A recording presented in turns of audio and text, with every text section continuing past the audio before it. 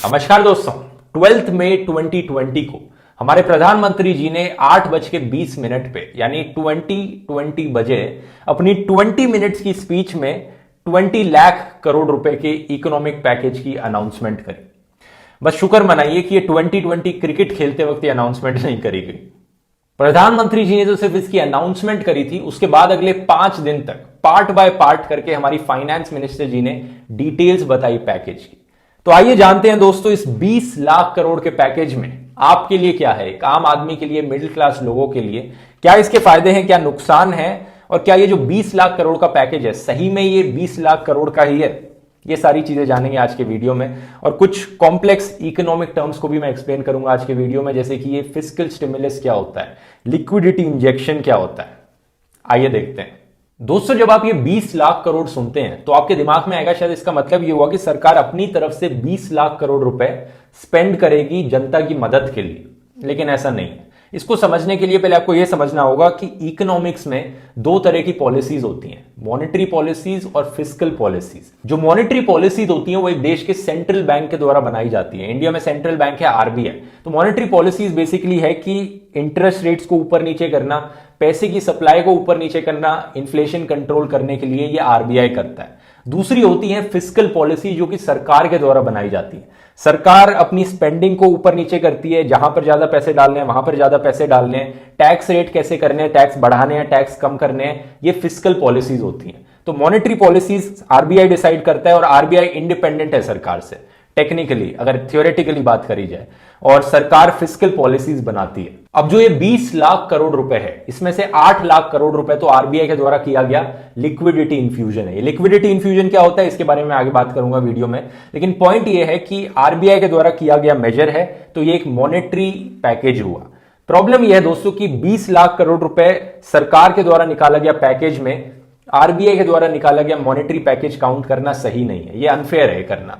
क्योंकि हमने जब भी बात करी थी दुनिया भर की कंट्रीज के इकोनॉमिक पैकेजेस के बारे में, हमने वहां पर फिस्कल पैकेजेस को कंसिडर किया था कि देखो यूएसए ने $2 ट्रिलियन का इकोनॉमिक पैकेज निकाला। सिर्फ फिस्कल पैकेज की बात करी जा रही थी कि सरकार ने क्या एक्शन लिया, सरकार ने क्या डिसीजंस लिए हैं वहां पर। जर्मनी ने ऑलमोस्ट $190 बिलियन का पैकेज निकाला था, फिस्कल पैकेज था वो। तो इंडियन गवर्नमेंट ने मॉनेटरी पैकेज को और फिस्कल पैकेज को कंबाइन करके साथ में दिखाया कि देखो सरकार ने 20 लाख करोड़ का पैकेज निकाला। तो पहले बात करते हैं आरबीआई की तरफ से आने वाले इन 8 लाख करोड़ रुपए की। ये पैसा दोस्तों आरबीआई के रिजर्व से आएगा। लिक्विडिटी इंफ्यूजन इसे इसलिए कहा जाता है क्योंकि इकोनॉमिक्स में लिक्विड का मतलब है किसी भी एसेट को कैश में बदल देना, जिससे कि उसे खरीदना बेचना आसान हो जाए। आरबीआई के पास जो रिजर्व पैसा पड़ा है वो यूज में नहीं आ रहा है इकोनॉमी में, वो बस रखा हुआ है पैसा। जब आरबीआई उसे लिक्विड बनाएगी उस पैसे को, तो वो पैसा इकोनॉमी में आएगा, जिससे कि लोग उसे खरीद पाएंगे, बेच पाएंगे, कैश में कन्वर्ट हो जाएगा। आरबीआई ये कैसे करेगी? आरबीआई अपना इंटरेस्ट रेट कम करेगी, जिससे कि जो बाकी बैंक्स आरबीआई से लोन लेते हैं वो सस्ते में लोन ले पाए। और जब वो बैंक सस्ते में लोन ले पाएंगे तो वो बैंक्स बाकी लोगों को और कंपनीज को सस्ते में लोन दे पाएंगे। और इस तरह से जो एक्स्ट्रा पैसा है आरबीआई के पास, 8 लाख करोड़ रुपए, आरबीआई अपने रिजर्व्स को इंडियन इकोनॉमी में डाल देगी। बेसिकली बैंक्स के पास जाएगा पहले पैसा, फिर कंपनीज और लोगों के पास जाएगा ये पैसा। इस तरह से इकोनॉमी में आएगा ये पैसा लोन्स के फॉर्म में। तो आरबीआई जो बाकी बैंक्स को लोन देता है और जो इंटरेस्ट रेट उन बैंक से चार्ज करता है, इसे कहते हैं रेपो रेट। तभी आपने न्यूज में सुना होगा दोस्तों कि रेपो रेट को आरबीआई कम करने लग रहा है, क्योंकि यही तरीका है, जो प्रोसेस है मैंने आपको समझाया। आरबीआई अपना रेपो रेट कम करेगा, इंटरेस्ट रेट कम करेगा, बाकी बैंक सस्ते में लोन ले पाएंगे, और इस तरह से इतने पैसे का इंफ्यूजन हो पाएगा इकोनॉमी में। ये एक बहुत ही सिंप्लीफाइड एक्सप्लेनेशन है जो मैं आपको दे रहा हूं समझने के लिए। तो बेसिकली पॉइंट ये है, एंड कंज्यूमर पर इसका नेग्लिजिबल फर्क पड़ेगा जो आरबीआई की तरफ से 8 लाख करोड़ आ रहे हैं। तो 20 में से 12 लाख करोड़ रुपए बचे जो सरकार की तरफ से फिस्कल पैकेज है। अब इस 12 लाख करोड़ में से भी दोस्तों सरकार ने कहा 1.7 लाख करोड़ वो ऑलरेडी पिछले पैकेज में अनाउंस कर चुकी हैं, इसलिए वो इसमें भी काउंट किया जाए। और ऐसी कई चीजें हैं दोस्तों इस बचे हुए पैसे में भी जो सरकार पहले ही अनाउंस कर चुकी है, लेकिन फिर भी अभी इस 20 लाख करोड़ में काउंट करने लग रही है। द न्यू इंडियन एक्सप्रेस के इस आर्टिकल में डिटेल में बताया कि कौन सी ऐसी स्कीम्स थी जो सरकार ऑलरेडी अनाउंस कर चुकी थी, लेकिन फिर भी इन 20 लाख करोड़ रुपए में काउंट करने लग रही थी। जैसे कि पीएमएमएसवाई योजना, जो कि सरकार ने 2019 के यूनियन बजट में अनाउंस करी थी। अब सेक्शन बाय सेक्शन करके एक जनरल ओवरव्यू देखते हैं इस इकोनॉमिक पैकेज में क्या है। पहले एमएसएमईज के लिए, micro small and medium enterprises के लिए सरकार ने दोस्तों 3 लाख करोड़ रुपए के लोन्स देने का फैसला किया है, कोलैटरल फ्री ऑटोमेटिक लोन्स। काफी फायदा होगा इन कंपनीज को, लेकिन ये एक लोन है, ध्यान रखिए, ये कोई पैसे गिव आउट नहीं किए जा रहे हैं, लोन दिया जा रहा है। पावर डिस्ट्रीब्यूशन कंपनीज के लिए 90,000 करोड़ रुपीस का लिक्विडिटी इंफ्यूजन किया जाएगा। एक तरीके से लोन या लोन गारंटी ही है ये, और एक्सपेक्ट किया जा रहा है कि एक power companies benefit pass on करेंगी कंज्यूमर्स को। हमारे किसानों को, फार्मर्स को 2 लाख करोड़ रुपए का कंसेशनल क्रेडिट दिया जाएगा। ये फिर से दोस्तों एक तरह से लोन देना ही हुआ, कम इंटरेस्ट रेट पर। स्ट्रीट वेंडर्स के लिए 5,000 करोड़ रुपए की एक स्पेशल क्रेडिट फैसिलिटी प्रोवाइड करी गई है, इसका मतलब भी लोन देना हुआ उनको। माइग्रेंट वर्कर्स के लिए अगले 2 महीने तक फ्री फूड ग्रेन्स की सप्लाई दी जाएगी सरकार के द्वारा, जिसकी कॉस्ट पड़ेगी 3,500 करोड़ रुपीज, और सरकार का कहना है कि ये 8 करोड़ माइग्रेंट वर्कर्स को बेनिफिट करेगी। One nation one ration card को भी इंप्लीमेंट किया जाएगा बाय May 31, 2021। ये दोनों बहुत अच्छी खबरें हैं दोस्तों, देखते हैं कितना ग्राउंड पे इंप्लीमेंटेशन होगा इसका। सरकार ने यह भी कहा है कि मनरेगा के अंदर जो माइग्रेंट वर्कर्स अपने गांव वापस लौट रहे हैं उन्हें इंप्लॉयमेंट प्रोवाइड करी जाएगी। लेकिन क्या आपने ऑब्जर्व किया दोस्तों कि कैसे ज्यादातर चीजें इस इकोनॉमिक पैकेज में लोन गारंटीज या क्रेडिट फैसिलिटीज हैं। बेसिकली जनता को लोन्स दिए जा रहे हैं, कंपनीज को लोन्स दिए जा रहे हैं कम इंटरेस्ट रेट पे या बिना कोलैटरल के। इसमें कुछ गलत नहीं है, डेफिनेटली कुछ कंपनीज को, कुछ लोगों को इससे बहुत फायदा होगा, लेकिन at the end of the day ये सिर्फ लोन्स दिए जा रहे हैं। आज जिस इंसान के पास नौकरी नहीं है, जो अपना खर्चा पानी नहीं चला पा रहा, वो लोन लेकर आज के दिन गुजारा जरूर चला लेगा, लेकिन कभी ना कभी उसे उस लोन को वापस चुकाना पड़ेगा। तो ओवरऑल लॉन्ग टर्म में जनता के ऊपर प्रेशर कम नहीं कर रहा है, जनता के ऊपर से स्ट्रेस हटा नहीं रहा है। बहुत से लोगों ने, एटलीस्ट मैंने तो एक्सपेक्ट किया था कि सरकार डायरेक्ट मनी ट्रांसफर करेगी लोगों के अकाउंट्स में, ताकि आज के दिन बेनिफिट हो सके। ऐसा ना हो कि सिर्फ लोन्स दिए जा रहे हैं और उनसे एक्सपेक्ट किया जाए कि वो वापस भी चुकाएं। आज जो सिचुएशन आई है वो सरकार के लॉकडाउन की वजह से ही आई है। जरूरी था, लेकिन ऐसा नहीं होना चाहिए कि सब कुछ, सारा बोझ लोगों पर ही डाल दिया जाए। यहां पर ऊपर से दोस्तों इस इकोनॉमिक पैकेज में कुछ ऐसी चीजें 20 लाख करोड़ में काउंट करी गई हैं जो बेसिकली आप ही का ही पैसा है, जैसे कि टीडीएस रिडक्शन करना 25% से। इससे क्या बेनिफिट पहुंच रहा है? कोई बेनिफिट नहीं पहुंच रहा इससे एक्चुअली में, बस एट द मोमेंट आपको टीडीएस में कम लिक्विडिटी ज्यादा मिलेगी, लेकिन ओवरऑल कोई ज्यादा पैसे नहीं आएंगे आपके पास। ऐसे ही दोस्तों ईपीएफ को कम कर दिया गया है 12% से लेकर 10% तक। ये भी आप ही का ही पैसा था जो आप बाद में एक्सेस करने वाले थे, लेकिन आज इसे कम कर देना मतलब फ्यूचर से आप बोरो कर रहे हैं उस पैसे को। ये बेसिकली जनता का ही पैसा है जो जनता को वापस दिया जा रहा है और उस 20 लाख करोड़ में काउंट किया जा रहा है।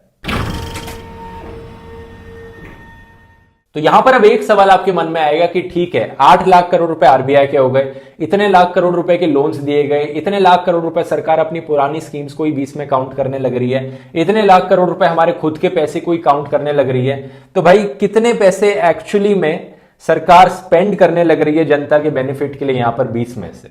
इसका राइट आंसर है दोस्तों anywhere between 1 lakh crore to 2.7 lakh crore. अलग अलग लोगों ने एस्टिमेशन लगाया है इसका। योगेंद्र यादव जी ने कहा है कि अमाउंट है 1.7 lakh crore rupees out of 20 lakh crore rupees जो सरकार एक्चुअली में स्पेंड करेगी। बार्कलेज एक पॉपुलर फाइनेंशियल सर्विसेज कंपनी है इंग्लैंड की, उसने एस्टिमेशन लगाया अमाउंट है 1.5 lakh crore rupees. Care ratings उसने एस्टिमेशन लगाया कि अमाउंट है 2.73 lakh crore rupees. HSBC India ने कहा है कि अमाउंट है अराउंड 1% ऑफ इंडियाज जीडीपी, ना कि 10% ऑफ इंडियाज जीडीपी, तो around 2 lakh crore rupees out of 20 lakh crore rupees. तो ये जो 1-2 लाख करोड़ रुपीस सरकार एक्चुअली में स्पेंड करने लग रही है, कहां पर जा रहा है पैसा?